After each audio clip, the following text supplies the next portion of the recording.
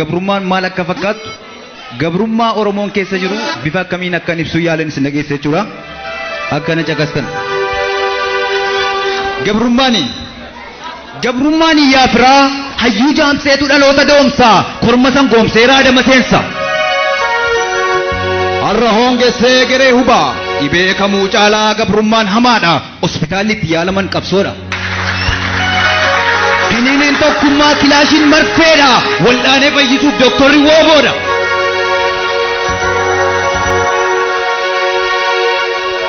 Eeyyen wooboodha.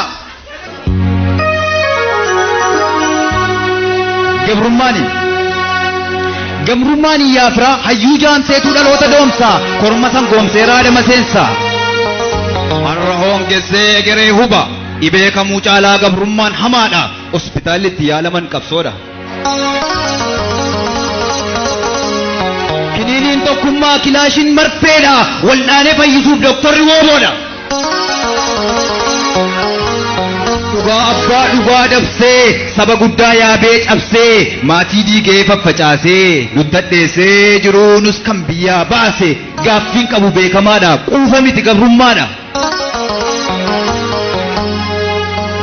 Hammeenyi alagaa walirra tuulamee firris garaaf jedhee firatti diinomee alagaa firoome.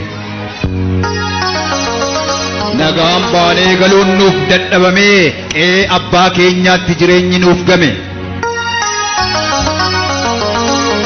Waan gabrummaan nun goone maaltu jira waan taane hoo waliin taane waan isin hin beenne maalan isinitti mafiraa. Waashaatti namminee karaan bahaa dibdee dukkanni dheerattee biiftuun ba'uu diddee eelaan nuun taphattee gaarii nurraa hiiktee rakkinniif gadadoon mataarraa nu xiitte. Waan gabrummaan nun goone maaltu jira waan taane hoo waliin taane waan isin hin beenne maalan isinitti mafiraa. Bara saayinsiif tekinooloojiin bal'atee guddate kan ilmaan Oromoo ganamas galgalas boo'ichuma taate. Hojjechuuf harkaa miilla dubbachuuf arraba nu miite akka malee gabrummaan nu miite. Gatiin namummaa keenyaa kan bineensaan gattaatee dhiigni saba keenyaa guyyaa saafaa daandii gubbaatti dhangalaatee nu miite akka malee gabrummaan nu miite. Ifatee ka'ee Oromoon gaafa hudhee diina qabu araara jedhanii maanguddoo yaasanii gadaan nu sossobu. Tole jedhee kabaja abbaa gadaaf yeroo inni ol deebi'u oolee ituu hin bulin hayyuu jabaa isaa adamsuutti ka'u. Hidhaatti isa guuru rasaasaan kaa'u. Keenya yoo dubbatan kam dubbatanii kam dhiisu aafu dubbadhee boo'ee isin hin boossisu. Maal nuuf buuse inni boonyee wal boossisne kana duraa lakkisaa hin boonyu har'a jajjabinni jira. Hin boonyu yaafiraa. Tokko lama jedhee seenaa jaarrotaa lakkaa'ee bu'aa bayii Oromoon keessa taree har'a ga'e buusee baasee yaadee xiinxalee irra ga'e eega madda rakkoo qoree bira ga'e furmaanni isaana jedhee wooboon ka'e.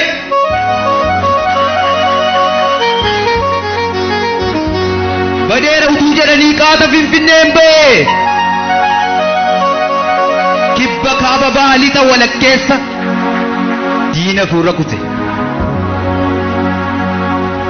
Eeyyen harqoota gabrummaa qolee kaasuuf nurraa yoo inni dhukaasee dhukkee kaasu diinarraa jettee miti ijaan argaa jirra. Mataa baafatteetti biiftuun keenya har'aa.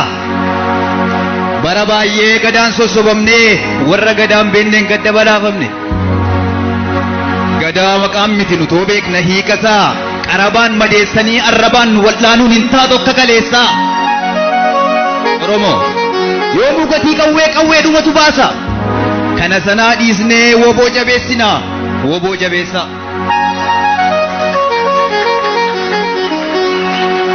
Keenya falliin jiru akkas taatu maleessa bineensa mana seenee ilmaan keenya nyaatu ari'ee nurraa baasuuf. Harqoota gabrummaa jaarraa oliif baanne qolee nurraa kaasuufi. Sakkittii lubbuusaa yoo baaten deebine jiruuf jireenya isaa mara sabaaf kennee goota qabsootti jiruutu jaan agarru.